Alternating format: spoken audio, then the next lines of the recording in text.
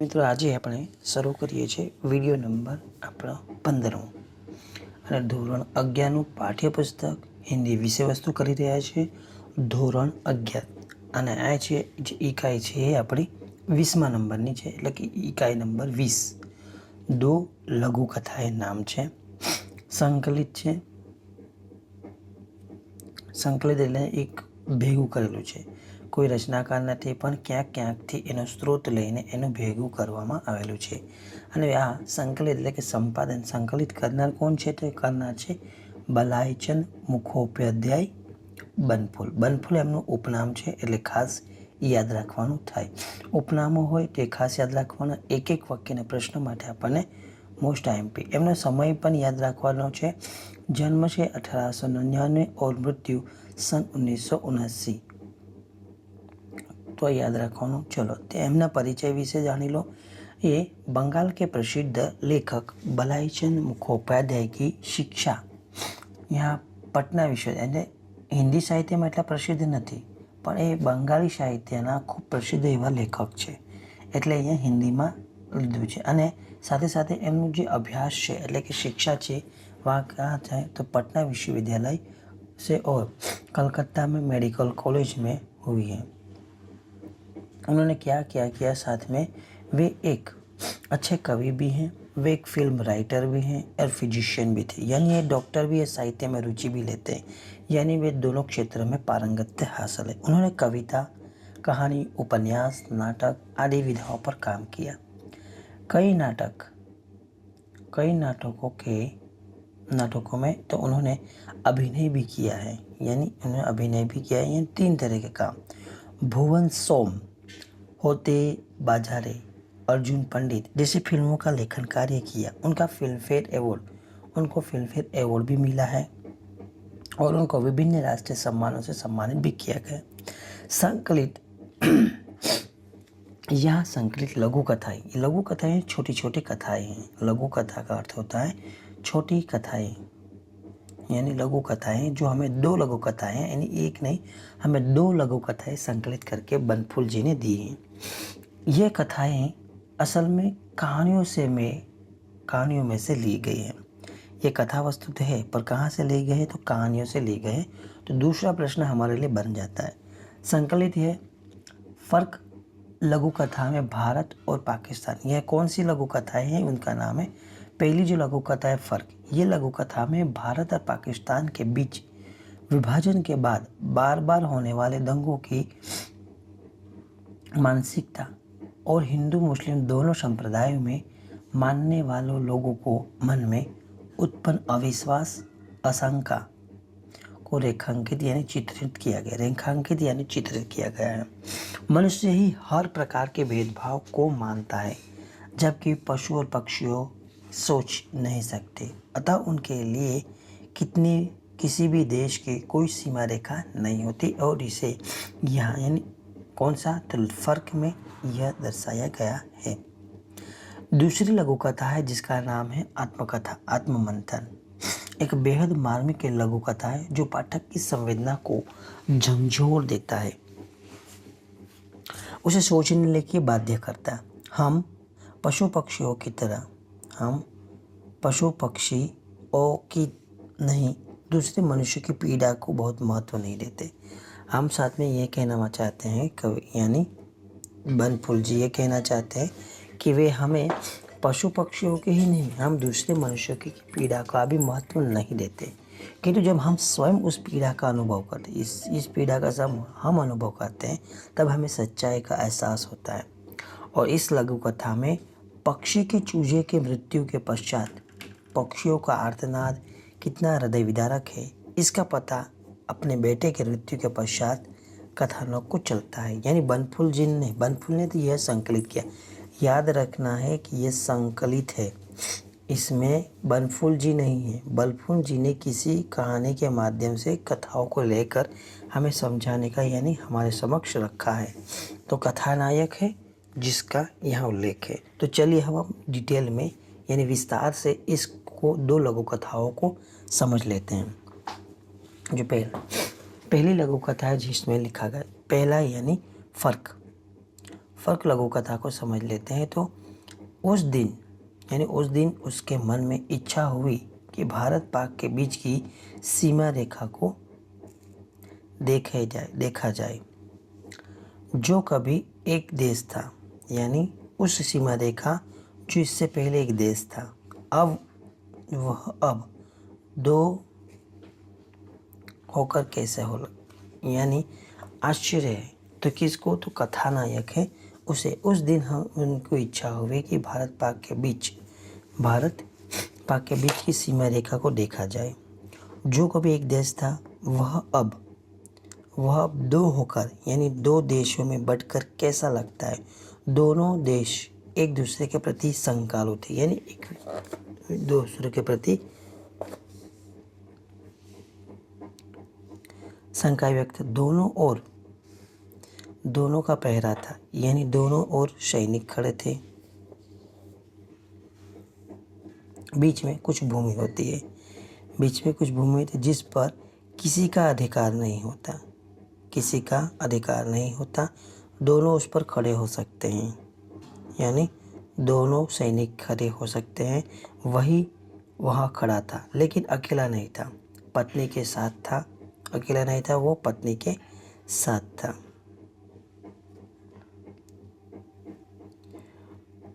थे 18 सशस्त्र सैनिक और उनका कमांडर भी। दूसरे के सैनिकों के सामने वे उसे अकेला कैसा छोड़ सकते थे, यानी उस कथानायक है, यानी जो फर्क है इसमें, अकेले नहीं थे। और इसका चित्रण किया गया है सीमा का। दो देश थे, दोनों देश बट चुके हैं। बट चुकने के बाद ऐसी भूमि जहाँ इस ओर और दूसरी ओर के सैनिक होते हैं और बीच में जो गैप होती है वहाँ कोई भी आकर खड़ा हो सकता है, यानी दोनों में से किसी इंसान के लिए नहीं, पर कोई भी आकर खड़ा हो सकता था। और वे वहाँ गए थे और वहाँ वो अकेले नहीं गए थे, वो अपनी पत्नी के साथ थे। साथ में 18 सशस्त्र सैनिक और खुद का कमांडर भी उनके साथ था। इतना ही नहीं, कमांडर के उसके कान में कहा, यानी जहाँ गए कमांडर ने उनके कान में कहा, उधर के सैनिक आपको चाय के लिए बुलाएंगे, यानी पाकिस्तान के सैनिक आपको चाय के लिए बुलाएंगे तो जाइएगा नहीं। तो आपको जाना नहीं है। तो बुलाएंगे तो आपको जाना नहीं। आपकी पत्नी साथ में है और फिर कल हमने उनके तस्करों को मार डाला था, यानी कि सीमा में एक दूसरे की सीमाओं की बात, यानी शंकालु मन की बात, यानी चित्रित किया गया। उसने उत्तर दिया, इन्हें जी नहीं, मैं उधर कैसे जा सकता हूँ। मन ही मन कहा, मुझे आपने इतना मूर्ख कैसे समझते हैं। मैं इंसान हूँ, अपने पराये में मैं भेद करना बखूबी जानता हूँ, यानी विवेक मुझ में है। यह सच बात सोच रहे थे, यानी सब बात सोच रहे थे कि सचमुच उधर के सैनिक वहाँ आ पहुँचे। कथानायक, यानी वे सोच रहे थे तभी, कौन सी? तो वो बात जो शंका वाली बात है, वो सोच ही रहे थे तभी सचमुच उधर के, यानी सामने की ओर के सैनिक वहाँ आ पहुँचे। रोबीले पठान थे जो सैनिक था, उनका चित्रण किया गया। बड़े तपाक से हाथ मिलाया। उस दिन ईद थी, यानी उस दिन ईद थी। उन्होंने उन्हें मुबारकबाद दी। बड़े गर्मजोशी के साथ एक बार फिर हाथ मिलाकर वे बोले, इधर तशरीफ़ लाइए। इधर तशरीफ़, यानी उनके साथ कहा, हम लोगों के साथ प्याला चाय पीजिए, यानी हमारे साथ आप चाय पीजिए। इसका उत्तर उसके पास तैयार था, कथानायक के पास। अत्यंत विनम्रता से मुस्कुराकर उसने कहा, बहुत बहुत शुक्रिया, बड़ी खुशी होती है आपके साथ बैठकर, लेकिन मुझे आज ही वापस लौटना है और वक्त बहुत कम है। आज तो माफ़ी चाहता हूँ। इस प्रकार शिष्टाचार की और कुछ और बातें हुई कि पाकिस्तान की ओर से कुलान से भरता हुआ बकरियों का एक दल, यानी पाकिस्तान की ओर से एक बकरियों का दल उसके पास से गुजरा और भारतीय सीमा में दाखिल हो गया। एक साथ सबने उनको देखा, सभी ने देखा, यानी ये उस ओर के सैनिक और इस ओर के सैनिक और कमांडर, ये सभी वहाँ थे। और बकरियों का कुलांचा भरता हुआ एक भीड़ दल निकल जाता है। उनको देखा और उसी क्षण बाद में उसने पूछा, ये आपके हैं? तो सामने वाले सैनिकों ने भी उनसे पूछा कि ये आपके हैं? उनमें से एक सैनिक ने गहरी मुस्कुराहट के साथ दिया, जी हाँ जनाब, हमारी हैं। जानवर है, फर्क करना नहीं जानते। जानवर है, फर्क करना नहीं जानते। ये लास्ट में आपको खास याद रखना, और साथ में ये हमें याद रखना, परिंदे हमेशा बेहतर हैं जो आपस में नहीं लड़ते। कभी मंदिर पे जा बैठे, कभी मस्जिद पे जा बैठे, तो ये हमें याद रखना है।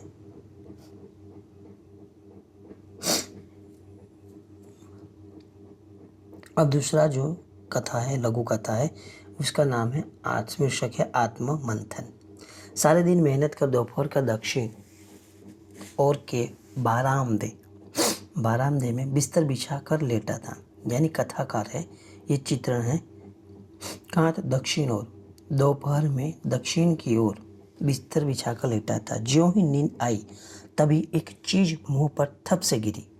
जल्दी से मैं उठ बैठा, देखा एक बदसूरत कुत्सित पक्षी का चूजा था। बदसूरत और कूजे, बदसूरत था, कुत्सित था, यानी दिखने में अरुचिकर जैसा लग रहा था। न बाल न पर, अत्यंत ही विभत्स। मैंने क्रोध और घृणा से उठाकर उसके सामने आंगन में फेंक दिया। पास ही एक बिल्ली मानो इसे क्षण के इंतजार में घात लगाए बैठी थी। उसने झपट कर बच्चे को उठाया, भागी। मैनों का झुंड आर्तनाद करने लगा। अब यहाँ देखो, बकरियों का दल होता है और मैनों का झुंड। हमें कभी कभी ये पूछ लीजिए, मैनों का क्या होता है? झुंड। बकरियों का दल। वे आर्तनाद करने लगे। पक्षियों का हाहाकार देर तक सुनाई दिया। हाहाकार यानी आर्तनाद सुनाई देता है, और थोड़ी देर तक करवटें बदलने के बाद वे सो जाते। इन पर कोई फर्क पड़ता नहीं। फिर ये घटना के कुछ 4-5 साल बीत जाते हैं। फिर अचानक एक घटना और घटती है। कौन सी? तो अचानक एक दिन हमारे एकलौता, यानी कथाकार का एकलौता आंखों का तारा, हमारा बेटा सचिन, सांप काटने से मर गया। डॉक्टर, वैद्य, ओझा, कोई भी उसे बचा ना सका। हमेशा के लिए हमें छोड़कर वे सचिन चला गया। घर में रोने पीटने शुरू हो गया। मेरी पत्नी भीतर से मूर्छित यानी टूट चुकी थी। कुछ महिलाएं उन्हें संभालने में लग गई। बाहर आई तो देखा बच्चे को ले जाने की तैयारी हो रही थी। हाहाकार मचा हुआ था। उसी वक्त मुझे भी बहुत दिनों बाद न जाने क्यों उस चिड़िया के बच्चे का ध्यान आया। कौन सी? तो 5 साल पहले घटी हुई घटना याद आती है। उस 4-5 साल पहले निस्तब्ध दोपहर में बिल्ली के मुंह में असहाय पक्षी का छोना यानी बच्चा, समानार्थी पर्यायवाची छोना यानी बच्चा, उसके चारों ओर चीखते चिल्लाते पक्षी माता और अन्य पक्षियों का झुंड। दूसरी बार झुंड शब्द का प्रयोग हुआ, बराबर। पहले बकरियों का दल था और अब पक्षियों का झुंड। पक्षी का बच्चा क्या? तो छोना। पक्षियों का बच्चे को क्या कहते हैं? छोना। चिल्लाते हुए माता, अन्य पक्षी का झुंड। सहसा अनकहे इशारे से मुझे भीतर तक हिला दिया। कौन सा आत्ममंथन? तो उस चूजे का आत्ममंथन यहाँ याद आता है। कुछ शब्दों को हमें फिर से समझ लेते हैं। तस्कर यानी चोर। मुबारकबाद यानी बधाई देना। तशरीफ देना, यानी तशरीफ का अर्थ होता है इज्जत या महत्व देना। गर्म जोश यानी जोश में, उत्साह से, आनंद से। बदसूरत, कुरूप, बेडोल के लिए कौन सा? कुत्सित शब्द का प्रयोग हुआ था पहले ही लघु कथा में। चूजा और छोना, देखो दोनों पर्यायी शब्द समझ लेना। छोना और चूजा दोनों पक्षियों के बच्चों के लिए प्रयोग किए जाने वाले समानार्थी पर्यायवाची शब्द है। पक्षी का नन्हा बच्चा। घृणा यानी नफरत। घात यानी प्रहार या वार करना, वध। आर्तनाद यानी रोना। निस्तब्ध, जड़वत होना और संपूर्ण शांत रहना। निशब्द यानी शांत, संपूर्ण शांत हो जाना। 2 मुहावरे को भी साथ में कर लेना। कुलांचे भरना यानी चौकड़ी मारना। यह प्रश्न पूछा जा चुका है। कुलांचे भरना यानी चौकड़ी मारना। यह शब्द प्रयोग हमें कहाँ, तो 10वीं कक्षा में कालिदास में भी मिल जाता है। कालिदास वाली इकाई है वहाँ। कुलांचे भरना यानी चौकड़ी मारना, आंखें का तारा बहुत प्रिय होना, मूर्छित होकर गिरना, बेहोश होकर गिरना, यह हमें 10वीं कक्षा में पूछा गया प्रश्न है। ठीक है, यह हमें सेकेंडरी जो एस सेकेंडरी में प्रश्न पूछा जा चुका है। यानी एक ही मुहावरे 9वीं 10वीं 11वीं 12वीं कक्षा में भी हो सकते हैं। तो ऐसे मुहावरों को हमें ढूंढ निकालना है। आपको सिर्फ कमेंट करना है और मैं इसके लिए पूरा कंटेंट बनाकर लेके आ जाऊंगा। चलिए, अब हमें एक एक वाक्य यानी विकल्प में से सही विकल्प चुनकर प्रश्नों का उत्तर देना है। कौन से त्यौहार के दिन कथानायक भारत पाकिस्तान सीमा देखने के लिए गए? मोहर्रम, रमज़ान, ईद और बकरीद। यह प्रश्न टफ माना जाएगा क्योंकि इसमें सभी त्यौहार एक ही समुदाय धर्म के हैं। मोहर्रम, रमज़ान, ईद और बकरीद। तो कौन सा था? ईद। कथानायक किसके साथ भारत पाकिस्तान के बीच सीमा रेखा देखने गए थे? परिवार, पत्नी, बहन और मित्र। किसके साथ? तो पत्नी के साथ। पाकिस्तान की ओर से भारत की सीमा में किसका दल घुस आया? गायों का दल, बकरियों का दल, घोड़ों का दल, खच्चरों का दल। कौन सा? तो हमें पता है बकरियों का दल। आपको भी ये प्रश्न के उत्तर कमेंट में लिखने हैं। पठान सैनिक देखने में कैसे थे? रोबीले, रसीले, मृदु, जोशीले। तो कैसे थे? वे रोबीले थे। निम्नलिखित प्रश्नों के एक एक वाक्य में उत्तर दीजिए। पठान सैनिकों ने कथानायक के साथ कैसा बर्ताव किया? तो उन्होंने मित्रतापूर्ण बर्ताव किया। नींद में लेखक के मुंह पर क्या गिरा? कुत्सित, बदसूरत पक्षी का चूजा यानी मैना का। मैना पक्षी का बदसूरत और कुत्सित चूजा। कथानायक के बेटे की मृत्यु कैसे हुई? तो इसकी मृत्यु हुई सांप काटने से हुई। निम्नलिखित प्रश्नों के दो दो वाक्य में उत्तर लिखिए। भारत पाक एक दूसरे के प्रति शंकालु क्यों थे? भारत, दो दो वाक्य के प्रश्न है। भारत पाक दोनों कभी एक देश हुआ करते थे। क्या? पहले एक देश हुआ करते थे। बंटवारे के बाद दोनों पराये हो गए। इनके बीच सीमा रेखा खींची गई, इसलिए दोनों एक दूसरे के प्रति उतना विश्वास नहीं रह गया था और वे एक दूसरे के प्रति शंका व्यक्त करते थे। भारतीय कमांडर ने कथानायक के कान में क्या कहा? भारतीय कथानायक के साथ सीमा के पास भारत के कौन से 18 सशस्त्र सैनिक और कमांडर थे। कमांडर ने उसके कान में कहा कि उधर के सैनिक आपको चाय पीने के लिए आपके साथ उनके साथ बुलाएंगे, पर वहां आपको जाना नहीं है क्योंकि पता नहीं क्या हो सकता है, क्योंकि हमने कल ही उनके एक तस्करों को मार गिराया था। मैनों का झुंड क्यों आर्तनाद करने लगा? तीसरा प्रश्न है, मैनों का झुंड क्यों आर्तनाद करने लगा? एक दिन वह बिस्तर पर यानी दोपहर का समय था, वह लेट रहे थे। उसी समय ऊपर से धड़ाम से एक पक्षी, मैना पक्षियों का कुत्सित, बिना बाल और खाल, पंखों और खाल वाला यानी खाल नहीं, पंखों और बालों के बिना कुत्सित और बीभत्स दिखने वाला मैना का चूजा उन पर गिरा। उन्हें झट से उठाकर यानी बुरा लगा तो उन्होंने उसे उठाकर आंगन में दे मारा यानी आंगन में डाल दिया। तभी बिल्ली उसी समय उसे बच्चे को, चूजे को उठाकर लेकर चली जाती है। तब यह सब देखकर जो मैना का झुंड है वे आर्तनाद करने लगता है। 5 वाक्य में प्रश्न यानी हमारे लिए 5 मार्क का प्रश्न। पाकिस्तान पठान सैनिक के निमंत्रण को सुनकर कथानायक ने क्या कहा? दूसरा प्रश्न, मनुष्य की अपेक्षा परिंदे क्यों बेहतर होते हैं? वे फर्क करना नहीं जानते। ठीक है, ये महत्वपूर्ण है। कथानायक को किस पीड़ा ने भीतर तक झंझोर दिया? उसके पोते यानी इसके पुत्र सचिन की मृत्यु। आशय स्पष्ट कीजिए। जी हाँ जनाब, हमारे हैं जानवर है, फर्क करना नहीं जानते। महत्वपूर्ण है। मुझे अपना इतना मूर्ख कैसे समझते हैं? मैं इंसान हूँ, अपने परायों में भेद करना मैं जानता हूँ, इतना विवेक मुझ में है। देखो, ये दोनों ही प्रश्न महत्वपूर्ण। एक में फर्क करना नहीं जानते, एक ही घटना में दो घटनाएं समझाइए। जानवरों के द्वारा फर्क करने का महत्व समझाए, फर्क नहीं करना जानते। मनुष्य है, इंसान हो, यानी आपने पराये में भेद, उसे भेद करना आता है मनुष्य को, और पंछियों को, पक्षियों को भेद करना आता नहीं है। तो ये दोनों ही प्रश्न महत्वपूर्ण हैं।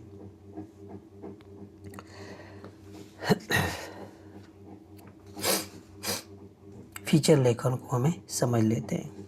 आज हम फीचर लेखन यानी दो इकाई को साथ में लेकर चलेंगे। दो हो सके, तीन हो सके, हम ज़्यादा से ज़्यादा को आज सिलेबस को कवर करने के प्रयत्न करेंगे। चलो, फीचर लेखन है क्या? फीचर लेखन यानी फीचर एक रूपक है। ये आधुनिक लेखन विधि है। किसी भी समाचार पत्र या पत्रिकाओं को उभारने के लिए उसमें प्रकाशित फीचर का विशेष योगदान होता है। जो समाचार पत्र और पत्रिकाएं जितने अच्छे और आकर्षक, समसामयिक, समस्यामूलक, ज्ञानवर्धक एवं रमणीय फीचर प्रकाशित करते हैं।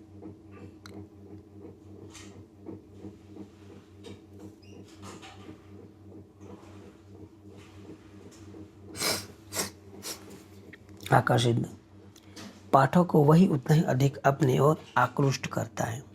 फीचर लेखन में आँख, कान, भाव, अनुभूतियाँ, मनोवेग और अन्वेषण की सहायता लेनी होती है। अतः किसी क्रांति के फीचर में थोड़े से शब्द में रोचकता, प्रभावपूर्ण ढंग से कहा जाता है। फीचर मज़ेदार, दिलचस्प, मनमोहक होना चाहिए। फीचर में हास्य और कल्पना का मिश्रण होता है। अब हमें फीचर के कौन से अंग हैं यहाँ समझ में आ जाता है। और फीचर कहाँ? तो ये समाचार पत्रिकाओं में प्रकाशित होते हैं। पहला प्रश्न, एक रूपक है। ध्यान में रखने वाले जो मुद्दे हैं या पॉइंट है मैं वो समझा रहा हूँ। पहला, फीचर एक रूपक है और आधुनिक लेखन विधि है। किसी भी समाचार और पत्र पत्रिकाओं में हमें ये मिल जाते हैं, प्रकाशित होते हैं। समाचार पत्रिका और पत्रिकाओं ये फीचर के अंग कौन से हो सकते हैं, यानी विषय कौन से होते हैं? वे समसामयिक विषय हो सकते हैं, समस्यामूलक हो सकते हैं, ज्ञानवर्धक हो सकते हैं एवं भ्रमणीय फीचर होते हैं। पाठक में को आकर्षित यानी फीचर के प्रति आकर्षित करने के लिए फीचर लेखन में आँख, कान, भाव, अनुभूति, मनोवेग और अन्वेषण की सहायता, इन अंगों को सहायता ये ली जाती है। फीचर में थोड़े शब्द हो, पर वो कैसे? और रोचकता और प्रभावपूर्ण से ढंग से पेश किए गए हों। फीचर कैसा हो? तो मज़ेदार, दिलचस्प और मनमोहक होना अनिवार्य है।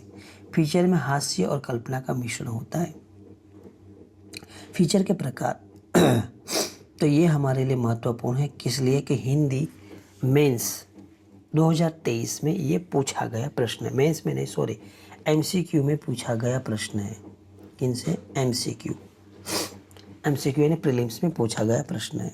तो हो सकता है यही संभावना हमारे एक एक वाक्य और दो वाक्य में पूछा जाए। साथ में ये 5वें वाक्य में भी, यानी फीचर के प्रकार, तो ये हमारे लिए महत्वपूर्ण। फीचर के प्रकार देखें तो एक घटनामूलक फीचर है, दूसरा विशिष्टामूलक फीचर है, तीसरा विचित्रता मूलक फीचर है, चिंतनमूलक फीचर, समाचारों पर आधारित फीचर, सांस्कृतिक फीचर और विशिष्ट घटना, अकाल, दुर्घटना, शोक, सूखा, बाढ़ आदि पर आधारित फीचर है। फिर है 8, वह है राजनीतिक घटनाओं पर आधारित फीचर, वाद विवाद संबंधी चिंतनात्मक फीचर, 10वां व्यक्ति विशेष पर आधारित फीचर। अब फीचर लेखन यानी हमें प्रकार याद रखने, फीचर में आने वाले महत्वपूर्ण अंग याद रखने, और तीसरा जो है फीचर लेखन के लिए मुद्दे जो हमें इसे ध्यान रखना है। फीचर लेखन, सफल फीचर लिखने के लिए हमें किन किन बातों का, यानी 6 या 7 बातों का ध्यान रखना है। तो पहला है स्वाध्याय, दूसरा है संदर्भ, तीसरे संपन्न शब्द भंडार, यानी शब्द भंडार संपूर्ण है, यानी हमें किसी को अपनी बात को दिखाने, यानी हूबहू चित्र स्पष्ट करने के लिए हमें शब्द भंडार यानी शब्द भंडार होना अनिवार्य है। सरल लेखन हो, सरल शब्दों में लिखा गया हो, सम्मोहक यानी प्रस्तुति बहुत अच्छी होनी चाहिए। छठा है सार्थक चित्र सज्जता और उसमें संपर्क। ये 7 बातें हमें फीचर लेखन में यानी मुद्दे होने जरूरी है। यानी हमें फीचर लेखन शुरू करने से पहले इन 7 बातों का हमें ध्यान रखना है। इन तथ्यों को ध्यान में रखकर सफल रूप फीचर लिखा जा सकता है। रेडियो फीचर भी आते हैं। रेडियो फीचर की बात करें, रेडियो फीचर एवं फील्ड फीचर फिल्मों में आज आम जनता में भी स्वतंत्र पहचान बना ली है। फीचर लेखन एक कला है जो निरंतर अभ्यास से, फीचर लेखन एक कला है और इसे प्राप्त करने के लिए हमें निरंतर अभ्यास और अधिक से अधिक परिपुष्टता की आवश्यकता होती है। फीचर लेखन की बात करें, पत्र पत्रिकाओं को उभारने में किसका योगदान है? पत्र और पत्रिकाओं का उभारने में किसका योगदान है?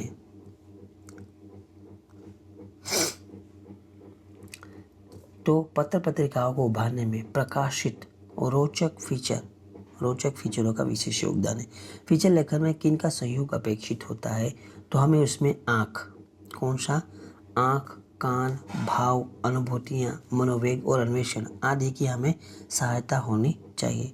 फीचर लेखन में किन बातों का ध्यान रखना है? तो हमें कौन सी 7 बातें थी उसे ध्यान रखना। तो एक थी स्वाध्याय, संदर्भ, संपन्न शब्द भंडार, सरल लेखन, सम्मोहक प्रस्तुति और सार्थक चित्र सज्जता और संपर्क। ये 7 बातें हमें ध्यान में रखनी है। तो हमें कौन से प्रश्न यानी निम्नलिखित प्रश्न के उत्तर दीजिए। फिर ये 100 यानी ये फीचर लेखन हमारे लिए महत्वपूर्ण कौन से? तो सभी प्रश्न, 1-2 वाक्य के प्रश्न, एक वाक्य के प्रश्न और 5 मार्क्स 5 मार्क्सના પ્રશ્ન છે એના માટે પણ એટલા જ મહત્વના છે। આ રોકડિયા માર્ક છે એવું સમજીને ચાલો। ફીચર के कुल कितने प्रकार हैं? અને 10 प्रकार છે। कौन से એ તમારે સમજાવવાનું, એટલે 5 માર્ક્સ આપણા રોકડા। ફીચર લેખન કે કિન બાતો का ज्ञान आवश्यक है? આ પણ મોટા પ્રશ્ન છે, આ પણ 5 માર્કના પ્રશ્ન છે। જો આને કરી લઈએ તો આપણા 5 માર્ક્સ કશે નહીં જાય, કારણ કેમ કે એમાં છે ને મુદ્દા લખવાના છે સીધા, આમાં કોઈ કશું એ જોવાનું રહેતું નથી। તો જરૂરથી તમને વિડીયો પસંદ આવ્યો હશે તો શેર કરવાનું છે અને વધુમાં વધુ લોકો સુધી પહોંચાડશો, જેથી કરીને આપણે ઝડપથી આપણો ટાર્ગેટ છે કે ધોરણ 11નો લગભગ બધી ઇકાઈઓ લઈ લીધી છે। એમાં માત્ર ને માત્ર હવે પ્રયોજનમૂલક હિન્દી જે લઈ રહ્યા છે એની શરૂઆત આજે આપણે ફીચરથી કરી લીધી છે। તો તમારો જેટલા વધારે કમેન્ટ હશે, લાઇક હશે ને, તેટલું આપણે જરૂરથી એને ઝડપથી પૂરો કરવાનો પ્રયત્ન કરીશું। તો ફરી એક વખત કહીએ છીએ કે જરૂરથી વધુમાં વધુ લોકોને શેર કરો। આપણે ઝડપથી કમસે કમ વ્યૂઝ વધુ હોય તો આપણને ઉત્સાહ બનેલો રહે। તો જરૂરથી આપણે અપેક્ષા રાખીએ કે આપ વધુમાં વધુ લોકો સુધી પહોંચાડો। ફરી મળીશું, ત્યાં સુધી લઈએ રજા।